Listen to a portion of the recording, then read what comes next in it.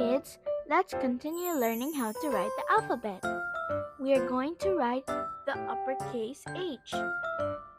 Draw two vertical lines from the top to the bottom. Then connect them with a horizontal line in the middle.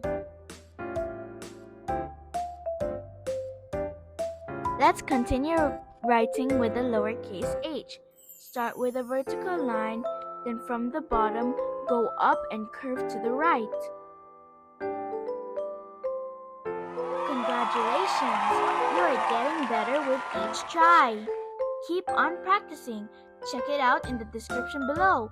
You can download our free practice handwriting worksheets and watch more of our videos. Don't forget to like,